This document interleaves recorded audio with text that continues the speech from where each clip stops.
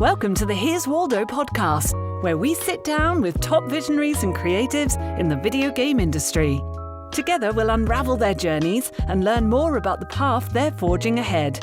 Now, let's get started with the show. Hi, I'm Lizzie Mentis, founder and CEO of Here's Waldo Recruiting, a boutique video game recruitment firm. This is the Here's Waldo podcast. In every episode, we dive deep into conversations with creatives, founders, and executives about what it takes to be successful. You can expect to hear valuable lessons from their journey and get a glimpse into the future of the video game industry. This episode is brought to you by Here's Waldo Recruiting, a boutique recruitment firm for the game industry. We value quality over quantity, transparency, communication, and diversity. We partner with companies, creatives, and programmers to understand the why behind their needs. Today, we have Joshua Howard with us. Joshua has been leading video game teams and business for many years, leveling teams up by creating great cultures, growing future leaders, and delivering great player experiences by ensuring great employee experiences. Joshua has led games at Microsoft, Crytek, Big Fish, and others, and has been consulting, coaching, and writing on topics related to leadership and management in the video game industry. He is a huge board gamer and believes that most of management as a discipline gets a lot easier to understand when you see it as a game design problem. Let's get started. Thanks for being here. Thank you. Great to be here. Can you tell me, first of all, how management is a game design problem? I think ultimately what we're looking at is how do we work with a group of people and get them to make progress towards a thing. A game design problem is sort of similar. I've got a player. I don't control them. They've got their own motivations, but I can create an experience for them. And if that is a good experience, they're going to stay really well engaged and they're going to want to keep coming back. So at a high level, in some respects, think of it like being a game master. I've got a group of players who come to my house every so often. And if I'm a good game master, they want to keep coming back. If I'm not, I can't make them. And as players, they have their own journey. They have their own stories. They have things they want to do. And I can structure that and I can provide some constraints and challenges. But at the end of the day, I can't control them. I think the old view of management was they were pieces on a board. We moved them around like chess pieces. And how did we deploy the people? And I just think that's a total breakdown. So we manage our people, whether it's at work or at a gaming session, by doing what we can to keep them engaged, giving them clear understanding of what success looks like, helping them really find their own way, whether it's fun or productivity. I think a lot of management and leadership comes down to, you can think about it like a game design problem. Very well said. You've said it before. You talked about delivering great player experiences by ensuring great employee experiences. Can you talk about how those correlate?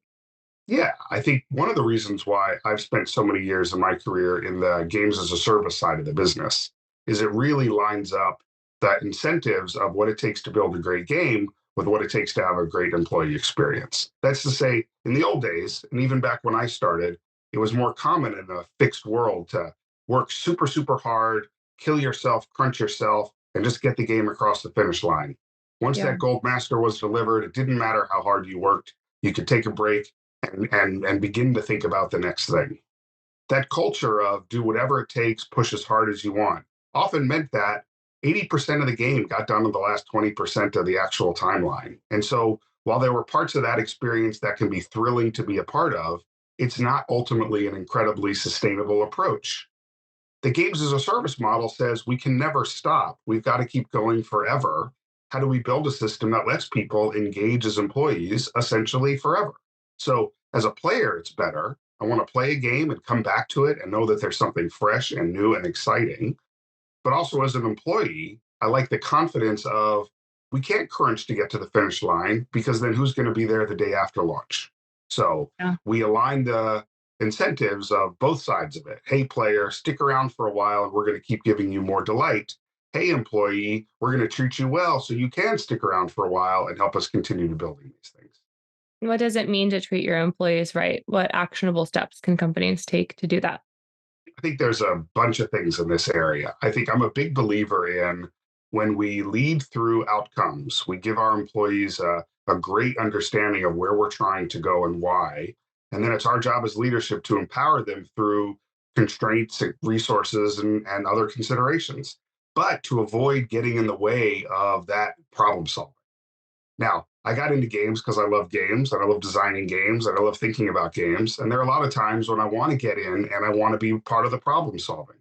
But in the role of leadership, how we treat our teams is really about giving them clarity about where we're trying to go. So, with clarity about where we're trying to go and why, and what we're trying to accomplish, what outcomes we're after, I've set up a situation where employees get to do the fun stuff, the problem solving of what are we going to do, how are we going to get there, and it's a constant dance of if the problem I'm giving them or the opportunity is outside their grasp and they're feeling a little underwater, that's not Yeah. helping.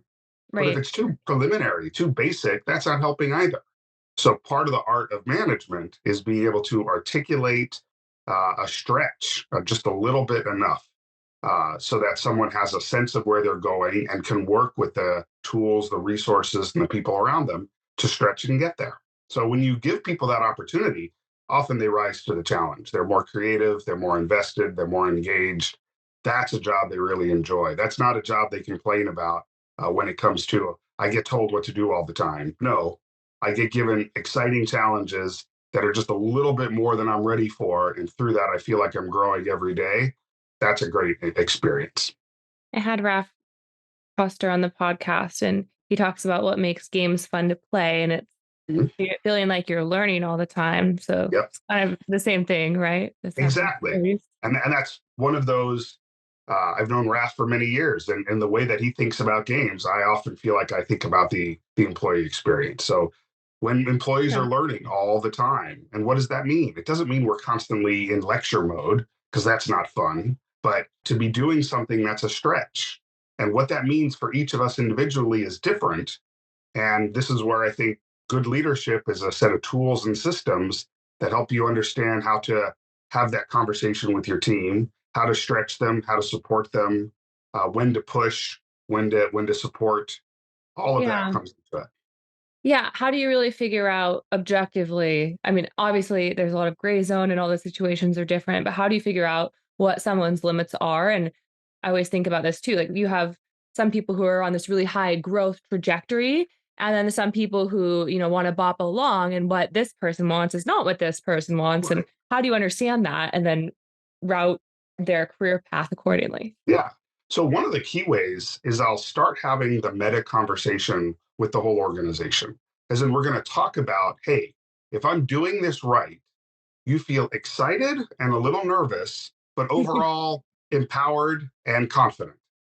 If you feel underwater, if you feel anxiety, if you feel the kind of pressure that makes you not sleep at night, then I'm not doing this right. Right. If you're bored, if you feel like I'm micromanaging you, I'm not doing this right. So creating that sense of what good looks like and feels like and what bad looks like and feels like means we can have a conversation. So when I say, hey, I need you to go think about this outcome, if someone gives me the deer in the eye, deer in the headlights look, uh, I got no idea. I don't even know how to begin.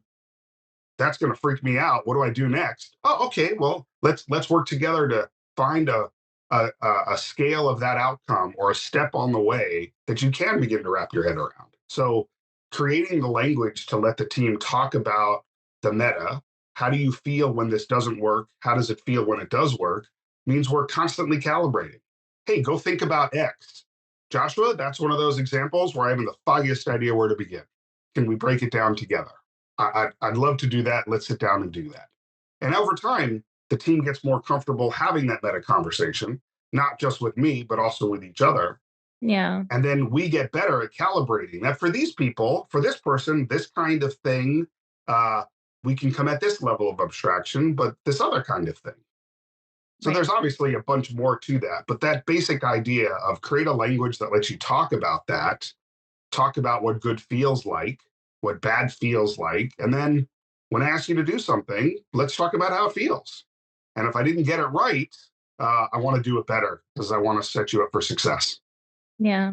And it reminds me of parenting. I have a 3-year-old and we talk about feelings. But I mean, not to like degrade it at all, but I always think about the things that I'm talking about with my kid and how I'm talking about them with people of like all ages and all scenarios. Yeah. Yeah, I'm a big believer that feelings actually have an important role at work. And I think too often we were raised sometimes to believe Yeah, that, you got to leave that at the door. You should just do your job. right. I think, especially when we're building entertainment, especially when we're doing something as subjective as, say, fun, you got Yeah, to be ready to use your feelings, not let them get in the way, not let it devolve into a cycling around feelings and making no progress. But sure. how you feel about what you're doing is an indicator of how well we've set you up to succeed. And if you don't feel good about it, it's my job as leadership to figure out why and what do I need to do. What do I need to do differently to fix that? But if you don't feel good at work, you're also not doing your best work. So, Exactly. Exactly. So just like I can't force a gamer to come back to my table for board game night, but if they have a good time and the games we play are cool and the meta systems we put in place make them feel challenged, that's great. You're going to keep coming back. Even when you have a bad day, even when you lose, because once in a while we lose, even at work. But overall, people tend to come back for that. yeah.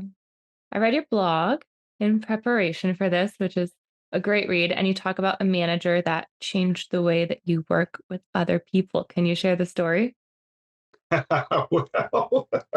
Well, which, give me a little bit more. There's a lot of stories on the blog. You said when, yeah, there are a lot of stories. Well, if you have any, I mean, this is open for interpretation, but on the blog specifically, you talked about a manager and you said the way you came at problems was maybe a little bit more harsh and they helped you understand your impact on other people. Yeah, I sometimes impolitely say I feel like I'm sort of a reformed asshole.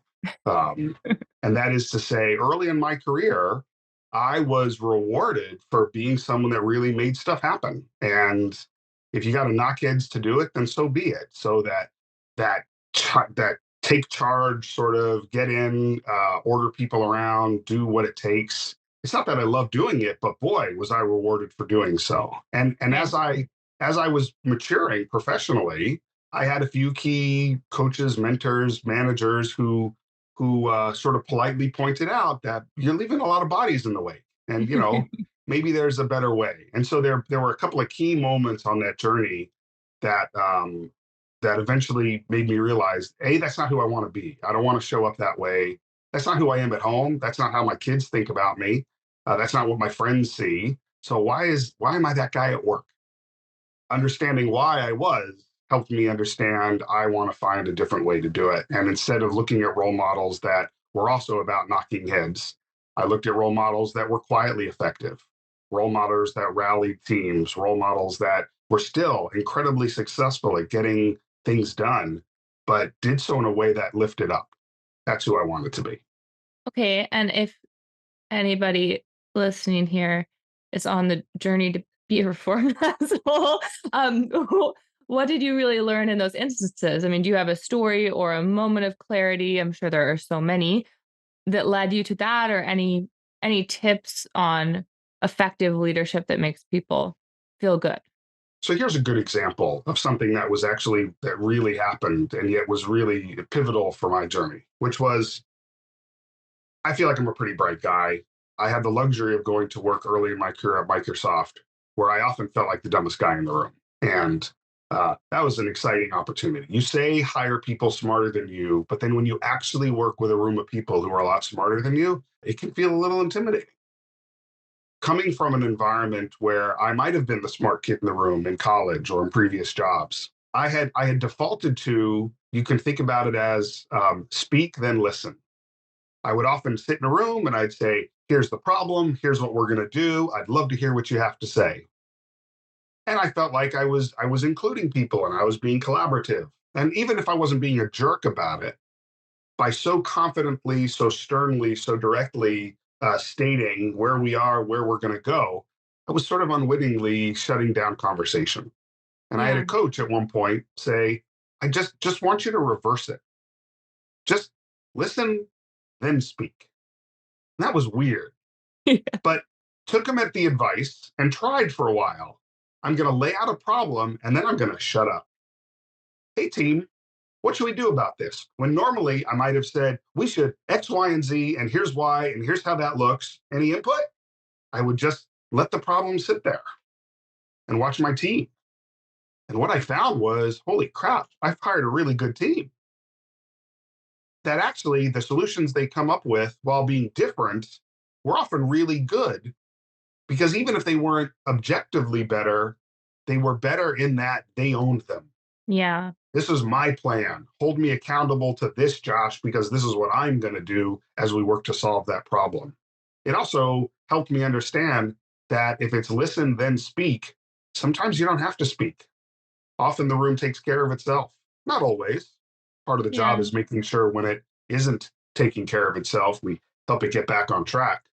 But a lot of the time, more than you might imagine, if you've made the right hires, the room will take care of itself. So, for someone who feels like they've got to step into a room and take charge, I would ask you, think about, instead of speak then listen, just flip it.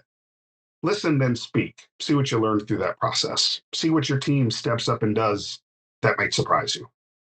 Who is this coach? Was it a leadership coach you brought in? Was it a friend, someone from work? I mean, you don't have to name the name if you don't want, but I'm just curious how you came to have this coach. One of the great parts about being at Microsoft for almost 20 years was Microsoft really invests in development. And so there are a number of formal trainings over the years and a variety of systems that have been involved. And there was a particular management training I had an opportunity to do probably 15 odd years ago now, that at the time we called middles. And Okay. it was this really interesting exercise where a small number of people, like two, three, would be called the tops. They were the bosses. And a whole bunch of people were the bottoms. They were the workers. But a small group of us were the middles. And we were given a management challenge. And in that challenge, the tops got to be decision makers, and they would tell us middles what we had to do. And we had to figure out how to organize the bottoms to actually get the work done. It doesn't take long for a system like that to begin to fall apart. The tops don't really understand what they're trying to do. They're directing. The middles are doing their best to interpret and turn that into something the bottoms can use. The Yeah. bottoms are sort of confused. Remember, everybody's been chosen arbitrarily. There's no rhyme or reason to who became a top, bottom, or middle. As a frustrated leader in that exercise, my tendency was to sort of say, forget the rules of the system. Let's just all talk about what we're going to do. I was trying to stand up and take charge, and that was when the facilitator of the event said, "I think you Mm. understand the problem. I'm not sure. I'm not sure your solution's the right one. Why don't you try listening first?" So the power I offered in that exercise for the 3 days we did it was I got to articulate the challenges and then let smart people in the room go, "Oh, you're right. Hadn't thought about it that way. What should we do about it?" And just watching how people treated me differently, how they became a lot more engaged, it was a powerful moment. So, a number of really excellent resources available while I was there, but that was one of those that continues to stick with me to this day. Thanks for the story. That's a good one. And thank you for the introspection and ability to share the story. It's great. If you are in a scenario as a leader and you are letting your team make the decision. This is like a classic leadership challenge, right? But your team is headed in a bad direction. And let's say you have some constraints. You're in production and you only have X time and X budget, right? How do you recommend getting them back on track in a way that is not dictating? Yeah, yeah. I think we want to drop to control when things are not going well. And so the instinct to step into control is natural. And yet, as I or as the folks I'm coaching or the leadership around me sort of, okay, breathe, instead of control, what's the way to begin to provide the guidance necessary, right? It's the first sign of problem. If you dive in and start telling your team what to do, you've destroyed your credibility as a leader who wants to empower the team, right? I want to empower you as long as you only do exactly what I think and you only do it exactly the way I want to do it. So when things are going wrong, first off, it really is important at leadership levels to put systems in place to see that coming. So it's not a terrible fire by the time I hear about it. It's I see the possibility of smoke, and we're going to talk a little bit about that. And I want you to see what I'm seeing and understand why I'm seeing it.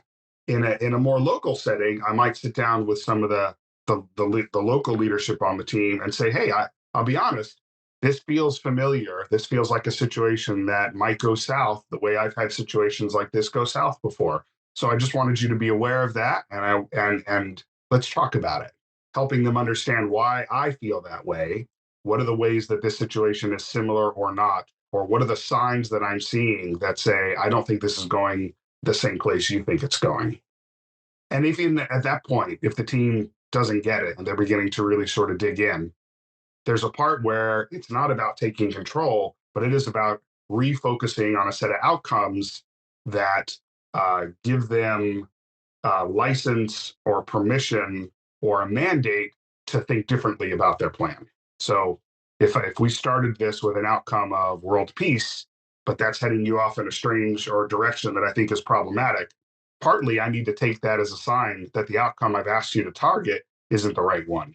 So what's another way of talking about the outcome? What's another way of phrasing it, or a way of breaking it into smaller pieces? Because perhaps that's part of the problem is you're getting lost on a journey where you can't see your way to the end. Yeah. When a team isn't reacting the way that success needs them to react, don't think of that as a problem within the team. You got to think of that as a problem with your leadership.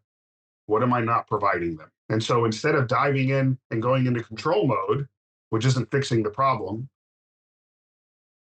think about how you as leadership need to reframe it, need to reconstrain it, need to reorient it, so that they're not. When done well, how does it Yeah. feel? When done well, it feels like the team saying, "Yeah, we were headed down a direction, and leadership helped us realize that we perhaps had our eyes on the wrong ball, and we needed to think about it differently." And that was kind of exciting. It doesn't feel like what feels bad is when we had a plan and we all believed it, and he came in and changed it all, and what the hell. So it's hard, but that's the discipline of really good leadership, is see it as a reflection of your leadership, not as a reflection on what the team is capable of. Makes sense. And putting them in control first. Well, control is an illusion, but who's driving and who Yeah, who who's acting, right? And for so, sure. often my teams will hear me say something like, "Hey, sometimes the most clarity we can provide is that we're heading west. I don't actually know if we're going to end up in New York or Florida, but right now we're going to head west. I'm not here to tell you what lefts and right to take on the direction, but we're going to head there. And during that journey, we may learn something in the process. Control is an illusion. Roads are closed, weather happens, vehicles break down. But plan, a coherent and reasonable reason that you can accomplish the goal, those are all possible. Uh, Yeah. but when somebody says, I need to control, what I'll typically begin is the conversation around control, maybe not the right model to think about. It makes sense. The manager training that you talked about at Microsoft and the facilitator seemed like a great resource. What other resources have impacted you in your career? Books, people, courses?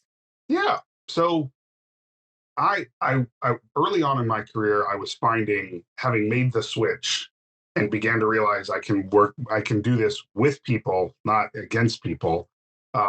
It was really identifying for me the local leaders who seemed to be good at this. And I began to realize that there were parts of this I was pretty good at, but couldn't describe why. So early in my career, I started trying to articulate what I thought was working and why, as sort of a way of reflecting it out. Part of it is sharing. If I can share something I've learned, that helps me learn it better. I've never learned more than as a teacher. So can I turn around and teach it? And in that process, inevitably, I'll be sitting down with our HR support person, and I'll say, I've got this idea about how when we start thinking about making decisions, we should be really clear about what hat somebody wears. Because sometimes I want my boss to wear the executive hat, but what they often want to wear is the let's try to solve the problem together hat. And that's when this person said, well, are you familiar with something called RACI? I was like, no, I never heard of that. So she points me to this resource, and I learn all about this this idea of a decision-making model. RACI is one of them: responsible, accountable, consult, inform, the different roles in a decision. Coming up with the ideas I had, sharing them with people who were more knowledgeable, and letting them point me to resources that say that's actually pretty similar to X or Y or Z. Early in my career, I came up with a way of thinking about the way leaders need to take different stances with their team. I sort of thought of it like that, like this is a defensive stance or this is a more aggressive stance. And I articulated a model only to have somebody, again, who was a lot more involved and came up through this world say, actually, that sounds a lot like what we might call situational leadership. And so I got introduced to Blanchard's model and understanding what it's about and how it works and how it's way more detailed than what I had considered. Having realized that there was a whole world out there, then I started exploring it myself. Ultimately, several years ago, going back and getting my master's in leadership and management. Oh, I will say 78% of the program were things I was already aware of, but it was exciting to fill in the gaps and to see the research and solid scientific basis for a lot of these things that I've come to believe. I believe them because I see them work. I believe them yeah. more now that I understand the underlying theory, psychology, sociology, science, sometimes neuroscience behind why these things are effective. So part of why I wrote the blog is, and I share, is how can I take some of the things I've learned and turn them into digestible pieces? Because not everybody has the wherewithal of the time to go get a master's in leadership and management. Yeah. What did you learn? I'm so interested. What did you learn that's scientifically backed? It was shocking. What's the forget your percent, 22% that was shocking. So one of the examples was I think early on when I'd heard this idea of a fight or flight response, it sort of didn't make sense to me that in a workplace, a boss being upset with you had any sort of equivalence to you feeling afraid for your life. And while I thought it was a convenient model to have a theoretical conversation about, people get nervous. When you dive deeper into the science, actually, it turns out our brains trigger pretty quickly under moments of stress. And whether that stress is a lion is about to attack me or my boss is yelling at me, from a brain neurochemistry standpoint, those are very similar. And that sort of opened up a world that I hadn't really realized that just because we're in an office and just because we have the luxury and privilege of being knowledge workers and God forbid, even in the video game industry, which admit it, we're not curing cancer, most of us. What happens at work can really impact us as people, our health, our neurochemistry, and I don't think I had appreciated that nearly as much as I should have until I had gone through the program and really, as a skeptic, gone through the research and understood it. So that's an example of a thing that you hear about, but I had to go deeper into it to really understand it and believe it and internalize it. Yeah. Interesting. I like that. Tell me about your THUD DEI competency toolkit, launching it, evolving it, what it is. Sure. Sure. So I'll start a little bit with the thud. In a studio I was in many years ago, we were large enough to need sort of a formal framework around how we help our staff think about what career development looks like. And so um, we spent months on an internal project that brought together dozens of experts across a variety of disciplines with a pretty rigorous process around how we would propose something and then vet it with others until we came up to a framework that we actually felt really good about, a really robust framework that would help a AAA studio think about from entry level hire up to director level for designers and producers and artists and audio people and everything in between. And then the studio folded. So while that's always sad, in that process, I reached out to the board and I reached out to the folks managing the dissolvement and got agreement and got permission to take this resource that we'd spent months of time on and clean it, generalize it, and create a toolkit that could be something that I would release open source. So the thud is this open source toolkit that really speaks to video game development. It's something that I've shared at GDCs multiple times. I've done a number of consulting gigs, helping organizations think that through. If you're big enough, like a Microsoft, you can pay a huge HR consulting company to do it for you. But a lot of the video game industry is small enough. None of this industry are experts in that field. So this toolkit turned out to be a really helpful tool. Looking back on it, that was about 12, 13 years ago now. Looking back on it, there were some aspects of the toolkit that seemed pretty empty, that seemed to be amiss because there were issues at work that we didn't, frankly, think about as actively that long ago. I think back then we might have summarized it simply as don't be a jerk and sort of left it there. And over the years, we've learned a lot that don't be a jerk is not sufficient.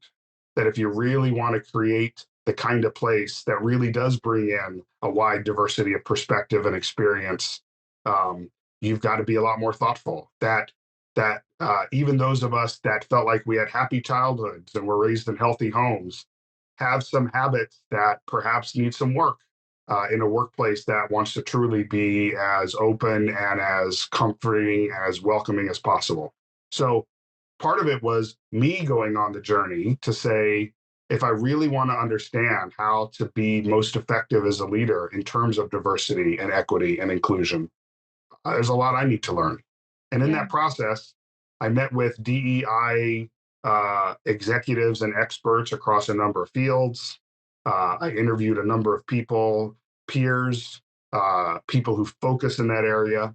And through all of that, began to distill essentially a sort of a set of observable behaviors that someone could use to understand how these very good sounding values actually could manifest in the workplace. Because I think often connects back to a core idea of me for leadership is leadership has a responsibility of articulating what better looks like. It's not enough to just say do better. That's not of any help. But what better looks like is important. So if I want an organization to feel more diverse and to be more equitable and more inclusive as leadership, I've got to be able to tell my team what that actually means. What behaviors does that turn into?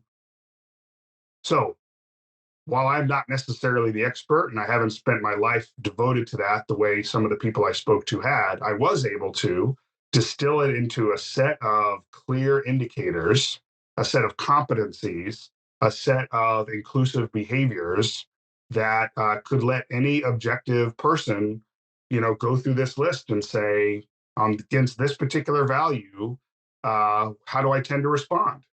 And then reflect that perhaps that's not as mature or as enlightened as I thought I was. Well, what does better look like? Yeah. Better looks like that. I never thought of it that way. That's a direction that's now something I can be heading towards. So that was the goal of it. That was the use of it. It's been exciting seeing how it was received. I must say, as an old educated white guy, it's I try to be very careful that this doesn't come across as preachy, but I did feel like my journey of collecting all of this wisdom, I could share it out and make it useful. And then part of what's been exciting is the conversations that it's started, the organizations that have used it as a jumping off place for a really rich conversation about how we do better. Can you talk about some success stories that have come from it? Um, it's a yes, at a certain level of abstraction. It's a Yes. even I've a number of peers that I've got tremendous respect for over the years, and over the last 30 years, we've learned a lot about not just what's acceptable, but how to be really much more intentional. And so, with a group of my peers, the toolkit became a really interesting conversation, as some of them, frankly, sort of were initially like, I think it's crazy. I think it's ridiculous. I think it's an example of, you're too woke or you're too politically correct. And having the frank but honest conversation with people I've known for years and have tremendous respect for about if you still do these things, then nobody should be working for you. Nobody deserves that. And what does that mean and how does that feel? And in that conversation, um, some of the peers in that group who are not old white men being able to step forward and say, that is my experience. And that does happen. And Yeah. so um, if it creates a forum where there can be an honest human conversation that no, that did not sound like a joke, and no, how you meant it didn't matter, Right. um, then, people who are genuinely open-minded and willing to consider an alternative learn that there's some room to grow. Say the least. Yeah. Well, I think the industry is headed in a better direction. People are talking about it at least. And Yeah, yeah, I think studios are evolving and realizing the need for it and that yeah. And things part will of be what I'm changed. excited by is that there's really two great reasons. One reason is we should always be treating people really well, like hands down, all people, doesn't matter, like full stop. There's no Yeah. condition. But also, it's great for business. Oh, okay. I just talked to Gina Joseph. She's a chief strategy officer at VentureBeat. And there's Harvard Business Reviews. Having women and people of color on your board and in leadership positions makes you more Absolutely. profitable. And you, as a Exactly. business owner, have a fiduciary responsibility to your shareholders to Yeah. make your business more profitable. That's right. It's a great example of where the science is fascinating. We can do studies about productivity and effectiveness of teams. And if you look at teams that are homogeneous versus teams that are different, there's this wonderful relationship that says, yeah, homogeneous teams can hit the ground running a little faster and in the beginning can feel a lot more productive. But at some point, they're going to top out. Whereas that team that's full of differences, it took them a little bit longer perhaps to get started. But once they've got their engine running and they figured out how to work together, that team has Yeah, so much more headroom, so much more capability. So just that idea that there it isn't just a thing we do to be polite, although we should always be polite. It's a sure. thing we do because it's genuinely better for the businesses we operate. Like it's a no-brainer. I have so little tolerance and patience for someone who takes a less enlightened view of this these days. A less enlightened view. That's a very eloquent way of saying it. But I think, yeah, I mean, there's always people you want to work for and people that you don't want to work for. But Yeah, yeah, and I think that's the way it should be because not everybody's meant to work for everybody, or vice versa. And uh, I'm sure there are some people out there who have found that maybe I'm not their favorite boss. That's okay. yeah, Uh, I'm comfortable, but more often than not, I think I do that pretty well, and I want to go work for people I feel the same about. So, being clear that one of the powers we have is we all have the ability to vote with our feet, as hard as that is, or yeah, as challenging as it can be. If you don't like how you're being treated, do something about it. And I get that I come from a place of privilege when it sure. comes to that conversation. Yeah. Um, but throughout my career, I've helped a number of people understand that voting with their feet is a power that they get to utilize when they need to use it. I had Joe Nichols on my podcast. He runs Timber Games. They are 50% women or non binary, a game Yeah, studio. And he has a great talk called Old White Guy Talks About Diversity. exactly. Yeah, But it's okay. I I, mean, I appreciate you doing that and being an ally and making progress because I think a lot of people want to do something but are maybe paralyzed and worried about doing the wrong thing. So, yeah. Well, you know, and there still may be something in the toolkit that somebody has an maybe. issue with, but I'd Sure. rather that and have the conversation than leave it as a taboo topic that nobody knows how to discuss. Right. I think it's important and it's uncomfortable. And it's hard when, you're trying to talk to an audience that is not you and try and support their best interest. But I saw in your blog and I really appreciate that you have that at the end. If you think something isn't correct, if you need changes, if you need updates, here's my email. So thank you That's for right. that. That's right. Congrats on your new role at OtherSide as COO. Can you talk a bit about the company for people that aren't familiar and what led you to join? Yeah. Thank you. Very excited to have joined Other Side. Several years ago, I got to work with Warren Spector. We were working at the University of Texas at Austin, in a first of its kind program called the Denius Sam's Gaming Academy. And our focus was how do we teach leadership and management for the video game industry? A lot of video game higher education programs out there, but Warren especially felt early on at this point, skills development is something you can get in a lot of places. But that set of management skills, leadership skills, the business skills to think about how we operate as a business were missing. So joined Warren to do that, and we had a fantastic time. I've never learned as much as a student than I did as a teacher. So thankful for the opportunity, thankful for the school, for the programs, for Paul Denius and Paul Sams, who put the program, who helped fund the program. But the chance to work with Warren was also pretty magical. And why? Well, as long as I've been doing this, there was still somebody who built the games I grew up with, and Warren and Richard and a number of folks are sort of in that category. So I've stayed in touch with Warren over the years, and we've continued to talk and have conversations. And earlier this year, last year, he said, there may be something at OtherSide you could help with, given your skills and talent. So Warren brings me to OtherSide, and part of what I really like about OtherSide is it's a collection. He and Paul Narath are two folks who have a long track record of building incredible and innovative products, and I love that. For them, it's been about we're going to deliver experiences that truly delight and amaze players. It's a great example for me of a founding team that has real clarity about what they are doing and what they are not doing, what sets them apart. And it's not for everybody, but if that's a niche or if that's a vision that resonates with you, it was great. And I'm very excited about it as a player. So as a professional opportunity, the chance to work with Warren and Paul was exciting. The team they've collected is very exciting. The products they're building are very exciting. I'm a big believer in the games as a service model as being better for us as employees as well as for our players.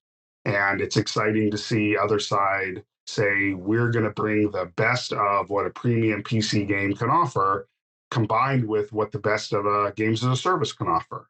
And that's a really exciting space. And it was nice to hear guys like Warren and Paul say that's not something they have incredible depth of experience. So I'm one of a few people who've been brought into OtherSide in part to help make sure we get both sides of that right. So working with some incredible game makers and working with some people who, like me, have got really extensive experience in how we run and operate services, I'm excited about what we're doing.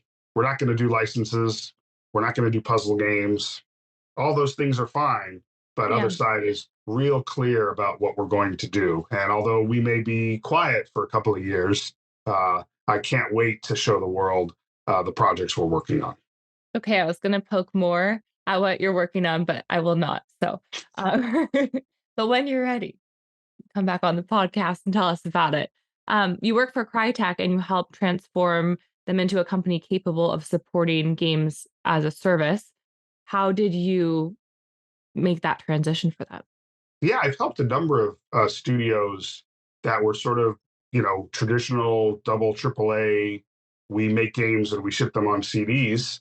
Uh, Understand and learn about what the service world looks like. And so, like a lot of organizations, Crytek understood that its strength was they're an incredible developer with an incredible engine, and that there were parts of this business that they still needed to learn from. So instead of going out and from day one trying to do it all on their own, Crytek set up some relationships with a few key publishers that had a lot to teach. So working with Nexon in Korea, working with Tencent in China, working with Mail.ru in Russia at the time. And there were a number of other publishers that I was part of helping bring on board for this title. Some were in place when I got there, but growing out more with a very intentional strategy of we've got something to learn, and let's not be arrogant that we're going to come into this market and understand it from day one. But simultaneously, we also made the decision to self-publish the title in Europe and the United States. So working with partners internationally to understand how they thought, how they operated, how did they organize, gave us an opportunity to then say, well, how do we want to think and organize and what works for us? So helping Crytek think about how does this change the way you think about development? How does it change how you think about the product? How does it change the way you hire? What does the team look like? And beginning to make those changes. So if we could operate the service successfully in the regions we were responsible for and be a successful developer for the regions where it was being published, that felt like a great way to sort of work our way into the system. And I think ultimately, frankly, it was an exciting challenge that did not necessarily go 100% as well as we all would have liked, but nothing worth doing often does. So I think the foundational elements of helping a team understand that you don't take a AAA game and just put it online.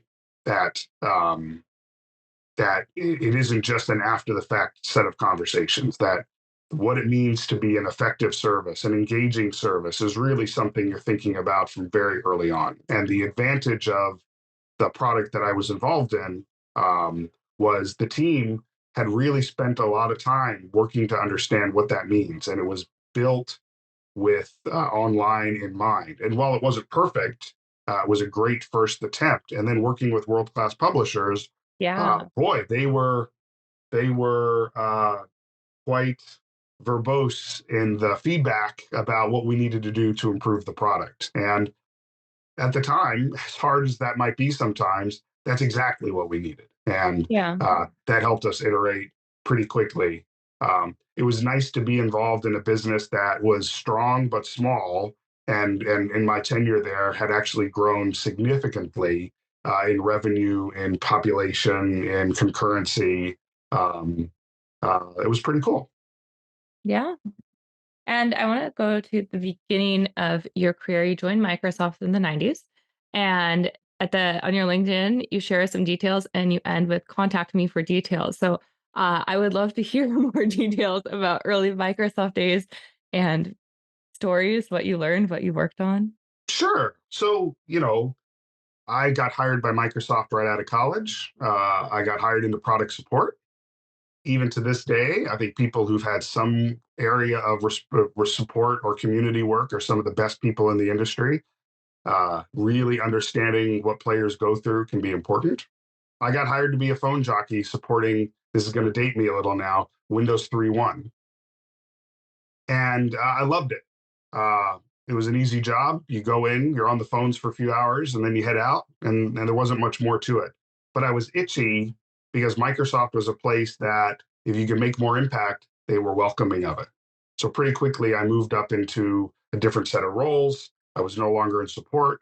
I was what we call a program manager, sort of a producer, but not quite in the old days. And while I was doing that and having a great time, I saw a crazy job listing that said Microsoft was starting a games team for their interactive television. So I went and met somebody and I brought my board game designs because as a hobbyist, I've been a board game designer and developer. I dabble. I think not nearly as much as some of the pros that I've worked with, but enough that I've done it for fun. So I brought some of my board game designs and sat in front of somebody who'd never played a video game in his life, and he hired me. So there I was, a producer at a games team and a technology years ahead of its time. Ultimately, that team got shut down. There's a reason why Microsoft Interactive TV doesn't ring a bell with the consumer because it didn't go anywhere. But we built a team, we built an engine, we built a set of products. And as that team was shutting down, I shopped that team around and we ended up landing in another part of Microsoft and becoming what was eventually what went on to become early in the early days, the Internet Gaming Zone, which became MSN Games. So building online games was something we were doing from the very first day. I have to my credit, was the PM, producer, designer of the very first multiplayer game Microsoft ever launched. It was a kids game called Microsoft Ants. And so it was a tiny little skunkworks project we did. Uh, the team actually, we as a business, the group was shut down before we finished the game, but we didn't have anything to work on before they knew what to do with the rest of us. So we decided to keep working on it, and we finished it. and we tested it, and then we hosted it on a server and told a bunch of players about it. And boom, we shipped our first game. That ended up getting us an opportunity to more formally join a games group, which went on to actually become a very major player in the casual game space, building MSN games that would grow to concurrencies of hundreds of thousands. So being a part of that journey, what does casual game meaning? How did it grow at the time? It was a very exciting time to be at Microsoft. I like that you just shipped the game anyways. Yeah, well, don't ask for permission, right? Ship it and see what happens. I'm not sure you can get away with that today, but Probably at the no. time, we could. Yeah, that's a good motto, though. When I was a kid, that was my motto too. It's kind of a difficult child. Yeah, that is a core Microsoft value of the Microsoft that I grew up in Hmm. was better to ask forgiveness than ask permission. So, and Oh, like you, perhaps I took that for all it's worth, much to the chagrin of my managers. So yeah. I get to fairly say, looking back on it now, I was quite a handful and quite a troublemaker. Yeah. Um, but you learn a lot and get a lot done in the process. Yeah. That was a very difficult person to manage for sure. I just want to do things my way, which is probably why I have my own business. But I got a lot done. Actually, I know I was frustrating. I would do so much. I would just do whatever I wanted to do once I proved that I was good enough to do that. And I'd work remotely and I'd travel a lot, but I was always at the top. So what can you do? Like, oh, Lizzie's doing her thing. Yeah, yeah, and I think that it's in wonderful contrast to being in a large organization. I began to realize if I wanted to be more effective, I had to find a way to bring people along with me Yeah, because I wasn't just the boss. right. Not to disrespect, because I've known some incredible entrepreneurs like yourself. Um, for whatever reason, my DNA wasn't break away and do it on my own. My DNA was how do I begin to be effective? It's where I really came to the way I think about leadership and management today. Management is getting results through others, Yeah. and I learned how to do that at Microsoft, and I learned how to be effective and do it in a way that people wanted to join you for the next project. Because ultimately, that's how you grew at Microsoft was developing a sense that people could confidently follow you and achieve business results. Yeah. Curious your thoughts on Valve and the whole model there. It's the most interesting company in the world. But It yeah, is. you have to get people to join you. You have your desk Yeah. on wheels and no agenda. Yeah. Well, I think what's fascinating is the variety and how these are all reflections of the leaders involved, right? Yeah. Like there's I, Valve wouldn't be Valve without not just Gabe, but that core team around him that helps run the company with him. And I love that. I love that you can say we're not gonna follow the rule book everybody else wants to follow. We're gonna find our own way. Now, they had the luxury of doing so for a variety of reasons, but Yeah. it is exciting. I think what we've seen again and again in industry as a whole, never mind video games, is when you build something that becomes such a compelling player experience, it generates freedom as a developer to do things your own way. Yeah. And And try untested things. And then that exactly, creativity sparks something that's a hit. that's right. That's right. Yeah. You just have to create that killer thing first. Yeah, well, that's why at the end of the day, as exciting as I am to continue to build great cultures and great employee experiences, at the center, at the very center of the bullseye, has to be how we think about the player, how we think about a player experience that engages them, enraptures them, gives them a sense of awe.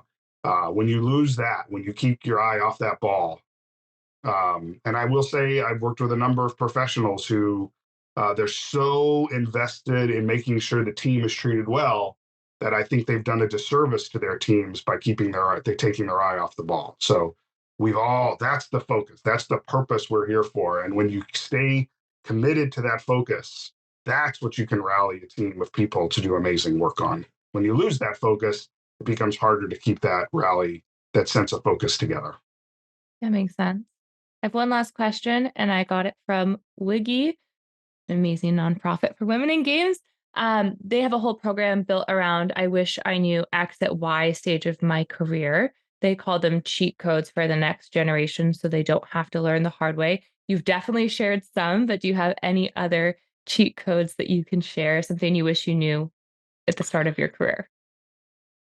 Um, yeah, I think the word leadership not only was scary, um, but I rebelled against leadership my whole life. I was a troublemaker. I did not respect authority in school. So the whole framing, it didn't feel like something I ever wanted to be because it'd been the thing that I'd been fighting against all along. And I think um, many years later, I sort of came to understand leadership very differently. And I think if someone had helped me see this a lot earlier in my career, I think I would have been happier. And certainly the people around me might have been happier. And that is, um, for me, leadership is all about committing to the success of others. And I've had to endure a lot of heartache to come to that. But having come to that and having learned it and lived it and believing it into my core being, um, I think that's one of those things where I think too many people don't understand what leadership is because there's a lot of bad examples and um, ignoring all of that context and just saying, look, if you are genuinely committed to the success of the people around you, you may not be good at it yet, uh, but you can get better at it if you've got that core intention. That's one of those things. When I deal with students, when I deal with people early in career, oh, I don't want to be a manager. I want to do the work. I want to make the game. Well, hold on. Leadership happens from any place. It happens in any role. It happens at every level. It happens in every discipline. We all have an opportunity. I like to build cultures that I would describe as a leadership culture, which is everybody in the organization understands that they have a responsibility to take a leadership role when they're the right person to do it. And so for some of us, that's a lot of the time on a lot of different issues. But for someone much early in career, it might be on this problem with this team. It's your turn and your time to stand up and say, I'm going to help us make this better. Leadership is something we all do. It's not a title we're given. Such good advice. Thank you. We've been talking to Joshua Howard, who's COO at OtherSide Entertainment. Joshua, where can people go to work for you, learn more about you, read your blog, download your toolkit? Yes, yes. So to find out more about what OtherSide's doing, and we are hiring and probably will be slowly over the next couple of years as we build up, check out the OtherSide Entertainment website, otherside-e.com. Check out my blog. There is no them.wordpress.com. And from there, you can find the toolkit, thethud.wordpress.com. And then if you're even really ambitious and you want to see how the other side of all of this, there's actually some of my writing that you can find online on Medium as well. And I think that's a nice bookend to, if on one hand, here's the Josh at work, on the other hand, here's the storyteller. Because at the end of the day, that's pretty much all I do for a living is tell stories. Uh, and hopefully they help people be more effective or they help people learn and grow the way they helped me. Thank you. I learned a lot on the podcast. It's the best part of the podcast. Thanks for being on. Thank you. I really enjoyed it and appreciate what you do. And thank you very much. Thanks so much for listening to the show this week. To catch all the latest from Here's Waldo, you can follow us on LinkedIn. Be sure to click subscribe to get future episodes. We'll see you next time.